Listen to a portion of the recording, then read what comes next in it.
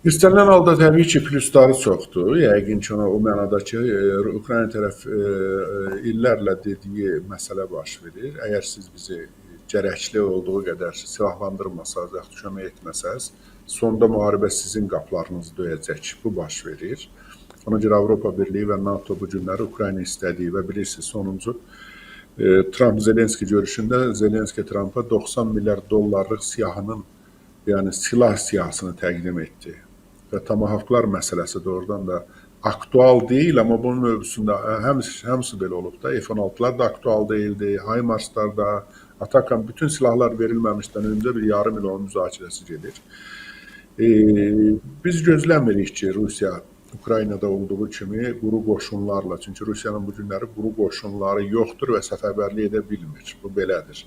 Amma adda budda, yəni həmin ölkələri, ictimaiyyətlərini Ukraynaya qarşı qaldırmaq üçün ki, yəni bu müharibə, məsələn, Polşada 30% belə hesab edir ki, mən sorğuları özüm görmüşəm, dostlarımız da var, Seymdə, yəni deputatlardan da belə fikirləşənlər var. Deyirlər ki, əgər Polşa Ukraynanı belə ciddi müdafiə etməsəydi, tutaq ki, Ruslarla bizim nə işimiz, bizim aramızda sərhədimiz də yoxdur, Belarus üzərindən sərhəd.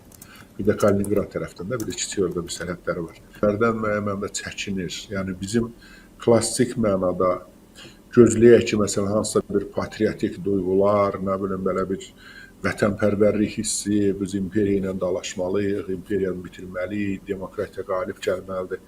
Belə çağırışların olduğu, təbii ki, elitalar, təbii ki, düşünən insanlar, aparıcı insanlar belə düşünürlər, amma bütövlükdə, yəni, gənclərdən gözləmək ki, bu günləri, nə bilim, minlərlə gənc gəldi, yazıldı, bizi necə biz 44 günlük müharibədə gördük, hərbi hissələrə, yaxud hərbi komissarlıqlara, belə bir axın yoxdur. Bunun səbəbi də təbii ki, Rusiya təbii ki, fiziki quru qoşunlarla müharibə etməyəcək, amma dediyimiz kimi, bax, indiyə qədər də bir həftədə 10 gündür ki, birdən Danimarkanın, birdən İsveçin, birdən Estoniyanın, birdən Norveçin hava məkanında hansısa uçan obyektlər görsənir, onların markirovkaları yoxdur, necə deyirlər, fərq nişanları da yoxdur. Bunu etməyə çalışacaqlar, yəni bu da yenə dediyim kimi ondan ibarətdir ki, mediada haykü salsınlar, haykü qaldırsınlar ki, bütün dünya bizlə vuruşur, ona görə gəl, biz dayanmaq məcburiyyətindəyik. Çünki Putin başqa cürə müharibəni dayandıra bilmir və iqtisadi uçurumun 1 metrliyindədir. Dediyim kimi, büdcə kəsiri 4,7 trilyon rubuldur. Özlərinin boyunlarını aldıqları. Məsələn, biz deyirik təxminən 8 trilyona qədərdir. Çox böyük rəqəmlərdir, doğrudan da böyük rəqəmlərdir. Və ya gərək çap maşının, pul maşının işə salsınlar. Bu da hiperinflyasiyadan xəbər verir. Qiymətlərin, yəni rublun ölməyi deməkdir.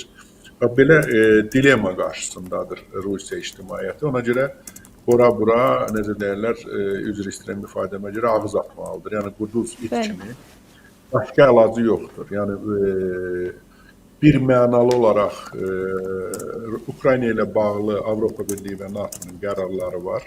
Bu gün Amerika Birləşmiş Ştatlarının düşüncələrində ciddi dəyişikliklər var, o cümlədən birinci şəxsin düşüncələrində. Mən nə qədər gözlədim, odla oynuyur, ağlı kəsmir ki, mən bunu nə qədər gözləyə bilərəm. Mən olmasam, biləm, oxuduz, oxumadınız o tweeti. Mən olmasam, bilmir ki, onun başına nələr gələr. Mənəm səni qoruyan, mən idim indiyə qədər qoruyan, da indi qoruya bilmirəm. Necə qorusun ki, doğrudan da ictimaiyyət də qalxır, dediyim kimi, aralıq seçkilər də artıq startı müəyyən mənada verilib. Belə asan deyil, yəni, bu mənada Ukrayna əlverişli vəziyyətdədir təbii ki. Paradoksal görsənə bilər ki, məsələn, ərazilər itirə də bilir. Hər gün mülki insanlar, belə deyək, terrora da məruz qalır, amma perspektivlər baxımından, yaxud strateji baxımdan təbii ki, Ukrayna əlverişli vəziyyətdədir. Çünki Qərb başa düşür ki, artıq Qərb ölkələri Ukrayna ilə onun vuran əli Ukraynadır. Özlərinin belə bir ciddi silahlı qüvvələri yoxdur. Yəni, Avropa məkanında 2 silahlı qüvvələr var ki, döyüş təcrübəsi var. Onlardan biri Ukraynadır, bir də təbii ki, Türkiyə Respublikasıdır.